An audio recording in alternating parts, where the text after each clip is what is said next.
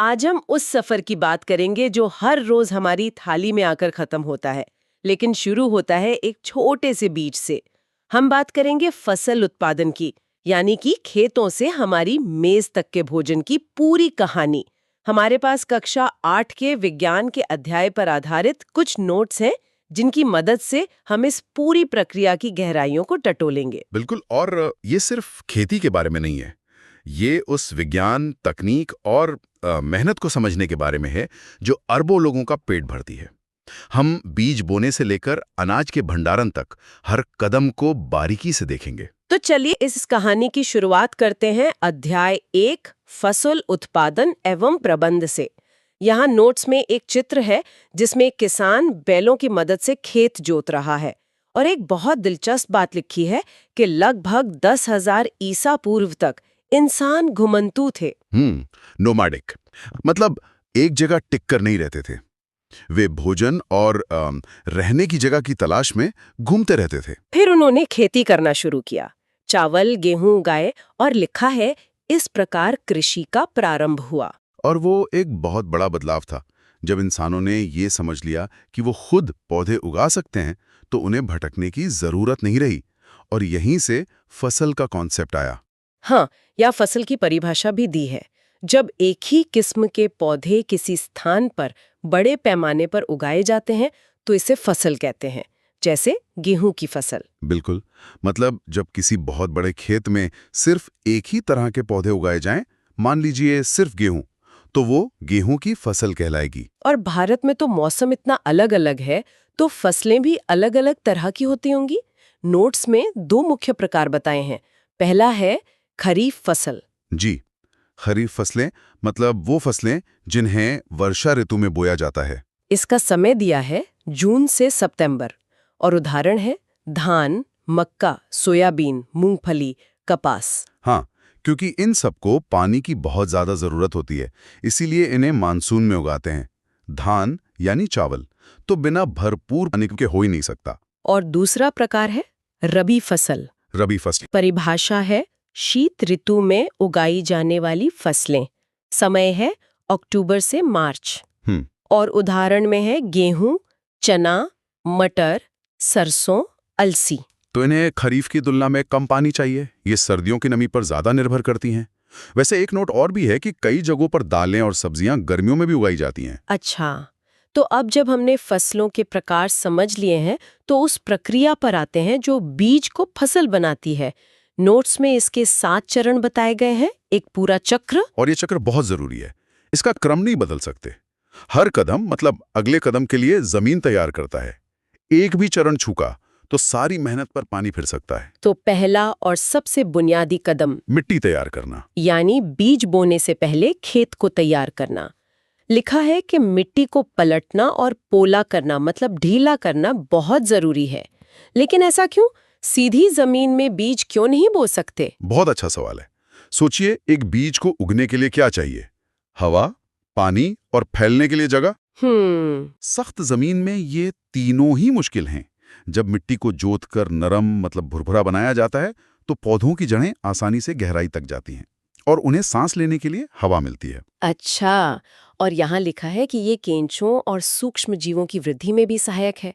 केंचुओं को तो किसानों का मित्र भी कहा जाता है। इसीलिए, क्योंकि वो बिना किसी मशीन के चुपचाप अपना काम करते हैं, मिट्टी को पलटते हैं, पोला करते हैं और ह्यूमस बनाते हैं। ह्यूमस मतलब एक तरह की प्राकृतिक पौष्टिक खाद। तो केंचुए कुदरत के हल हैं एक तरह से। और मिट्टी को उलटने पलटने की इसी प्रक्रिया को जुताई कहते हैं। जुताई के औजारों में भी समय के साथ बहुत बदलाव आया है। यहाँ 3 औजार दिखाए हैं। पहला है हल, प्राचीन औजार, लकड़ी का बना, बैल खींचते हैं। हाँ, ये तो हमने फिल्मों में या गांव में देखा ही है। बहुत पुराना तरीका है ये। दूसरा है कुदाल। लिखा है एक सरल औजार, खरपतवार निकालने और मिट्टी पोड़ा करने के लिए। कहा गया है कि श्रम और समय दोनों की बचत होती है। और ये बहुत बड़ा बदलाव है। जहां हल से एक खेत जोतने में कई दिन लगते थे, कल्टीवेटर कुछ घंटों में काम खत्म कर देता है। इससे किसान की मेहनत और समय दोनों बचते हैं। तो ठीक है, मिट्टी अब तैयार है, नरम और उपजाऊ। अब दूसरा चरण आता है बुआई, मतलब बीज बोना। बिल्कुल, और सही बीज को सही तरीके से बोना बहुत जरूरी है। बुआई के भी 2 तरह के औजार बताए गए हैं। पहला परंपरागत औजार। ये कीप मतलब फनल के आकार का होता है। जी, इसमें ऊपर से बीज डालते हैं और वो पाइप के जरिए जमीन में चला जाता है। पर इसमें एक दिक्कत थी। क्या? बीज ना तो बराबर दूरी पर गिरते थे, ना ही सही गहराई पर। कुछ तो ऊपर ही रह जाते जिन्हें पक्षी खा लेते थे। अच्छा, और इसका आधुनिक समाधान है सीड ड्रिल। इसके लाभ हैं कि बीजों में समान दूरी और गहराई बनी रहती है और बीज मिट्टी से ढका रहता है। हाँ, सीड ड्रिल ये सारे काम एक साथ करती है। वो ट्रैक्टर से चलती है और बीजों को बिल्कुल सटीक दूरी और गहराई पर बोती है और साथ साथ उन्हें मिट्टी से ढक भी देती है ताकि वो सुरक्षित रहें। यहाँ नर्सरी का भी जिक्र है, धान जैसे कुछ पौधों के लिए। हाँ, कुछ पौधे जैसे धान या टमाटर शुरू में बहुत नाजुक होते हैं, तो उन्हें सीधे खेत में नहीं बोते। पहले उनके छोटे छोटे पौधे एक सुरक्षित जगह मतलब नर्सरी में तैयार करते हैं। जब वो थोड़े मजबूत हो जाते हैं तब उन्हें खेत में लगा देते हैं। अब बीज मिट्टी में पहुंच गया है तो उसे पोषण चाहिए। ये हमें तीसरे चरण पर लाता है, खाद एवं उर्वरक मिलाना। इन दोनों में क्या फर्क है? ये एक बहुत ही महत्वपूर्ण अंतर है। खाद, जिसे मैन्योर कहते हैं, वो पूरी तरह से प्राकृतिक है। गोबर सड़ी गली पत्तियों से बनती है और उर्वरक यानी फर्टिलाइजर वो फैक्ट्रियों में रसायनों से तैयार किए जाते हैं। नोट्स में एक प्रयोग का चित्र है।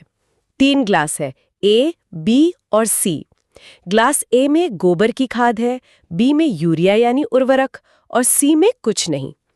इसमें दिखाया है कि यूरिया वाले ग्लास में पौधे की ग्रोथ सबसे तेज है। तो क्या इसका मतलब ये है कि उर्वरक बेहतर है? नहीं, यहीं पर हमें शॉर्ट टर्म और लॉन्ग टर्म फायदों को समझना होगा। उर्वरक एक एनर्जी ड्रिंक की तरह है। वो पौधे को तुरंत पोषण देते हैं जिससे वो तेजी से बढ़ता है। उनमें NPK मतलब नाइट्रोजन, फास्फोरस, पोटेशियम जैसे पोषक तत्व बहुत ज्यादा होते हैं। तो फिर समस्या क्या है? समस्या ये है कि उर्वरक लंबे समय में मिट्टी की सेहत को खराब करते हैं, उसे बंजर बना सकते हैं। वहीं दूसरी तरफ खाद एक संतुलित पौष्टिक भोजन की तरह है। वो धीरे धीरे काम करती है पर मिट्टी की संरचना को सुधारती है, उसकी पानी सोखने की क्षमता बढ़ाती है। तो मतलब उर्वरक फसल को तेजी से उगाता है लेकिन खाद मिट्टी को जिंदा रखती है। बिल्कुल सही। इसीलिए जैविक खाद को हमेशा बेहतर माना जाता है। यहाँ खाद के और भी लाभ बताए गए हैं, जैसे मिट्टी भुरभुरी और सरंध्र हो जाती है। सरंध्र मतलब पोरस, जिससे जड़ों को हवा मिलती है। और मित्र जीवाणुओं की संख्या में वृद्धि होती है। जी, केंचुआ जैसे जीव। मिट्टी को उपजाऊ बनाए रखने का एक और तरीका बताया है, फसल चक्रण, क्रॉप रोटेशन। ये एक बहुत ही स्मार्ट तकनीक है। मतलब हर साल एक ही खेत में एक ही फसल न उगाना, फसलें बदल बदल कर लगाना। जैसे एक साल गेहूं तो अगली बार कोई फलीदार फसल जैसे चना। और फलीदार फसलें तो मिट्टी के लिए और भी फायदेमंद होती है ना? यहाँ राइजोबियम बैक्टीरिया का जिक्र है। हाँ, ये प्रकृति का एक चमत्कार है। राइजोबियम नाम का बैक्टीरिया फलीदार पौधों की जड़ों में रहता है और वो हवा की नाइट्रोजन को खींचकर उसे खाद में बदल देता है। एक तरह से पौधे की जड़ में ही एक प्राकृतिक खाद की फैक्ट्री लगी होती है। वाह! तो अब मिट्टी तैयार है, बीज बो दिया, उसे पोषण भी मिल रहा है। अब पौधे को चाहिए पानी। ये है हमारा चौथा चरण, सिंचाई। और पानी सिर्फ प्यास बुझाने के लिए नहीं है। पौधों के अंदर लगभग 90% पानी ही होता है। यही पानी पोषक तत्वों को घोलकर पौधे के हर हिस्से तक पहुंचाता है और बीजों के अंकुरण के लिए भी जरूरी है। सिंचाई के स्रोत दिए हैं जैसे कुएं, ट्यूबवेल, तालाब, नदियां, बांध और नहर। और इसके तरीकों में भी पारंपरिक और आधुनिक का फर्क है। हाँ, पारंपरिक तरीके जैसे मोट, छेन पंप, ढेकी, राहट ये सस्ते थे, पर इनमें मेहनत बहुत लगती थी और सबसे बड़ी बात, पानी बहुत बर्बाद होता था। जो आज के समय में हम बिल्कुल अफोर्ड नहीं कर सकते। बिल्कुल नहीं।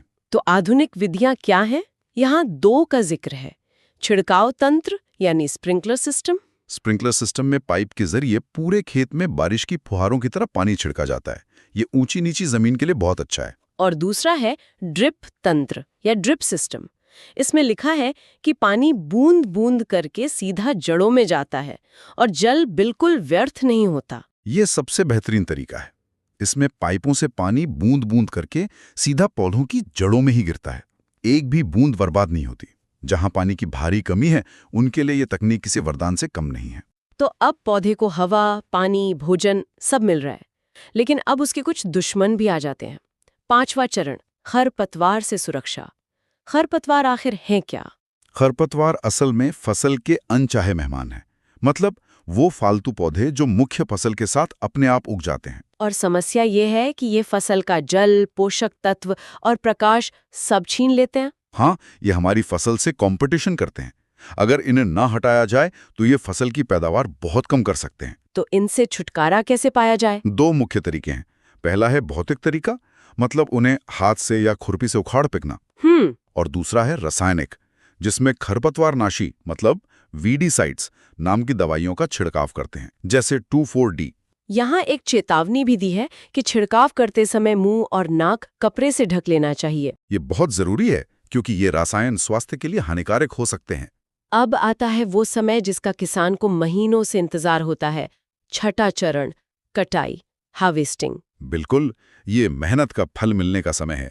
जब फसल पक जाती है तो उसे काटा जाता है। इसके लिए औजार दिखाए गए हैं, दरांती यानी सिकल। हाँ, ये हाथ से कटाई का पारंपरिक औजार है। फिर दानों को भूसे से अलग करने के लिए थ्रेशिंग और फटकना जैसी प्रक्रियाएं होती हैं। और यहाँ भी टेक्नोलॉजी आ गई है, कंबाइन मशीन के रूप में। लिखा है ये हार्वेस्टर और थ्रेशर का मिलाजुला रूप है। कंबाइन एक बहुत बड़ी मशीन है जो फसल को काटने और दानों को भूसे से अलग करने दोनों काम एक साथ कर देती है। इससे समय और मेहनत की बहुत बचत होती है। और इसी खुशी में भारत के अलग अलग हिस्सों में कटाई के त्योहार मनाए जाते हैं, जैसे पोंगल, बैसाखी, होली, दिवाली, बिहू। जी, ये त्योहार हमारी कृषि संस्कृति का एक बहुत अहम हिस्सा है। फसल कट गई, दाने अलग हो गए, लेकिन कहानी अभी खत्म नहीं हुई है। 7वां और आखिरी चरण है भंडारण यानी स्टोरेज। हाँ, और ये बहुत ही जरूरी कदम है क्योंकि अनाज का सबसे बड़ा दुश्मन है नमी। अगर अनाज में थोड़ी भी नमी रह गई तो उसमें कीड़े और फंगस लग सकते हैं। इसलिए भंडारण से पहले अनाज को धूप में अच्छी तरह सुखाना सबसे जरूरी है। भंडारण के भी अलग-अलग तरीके हैं।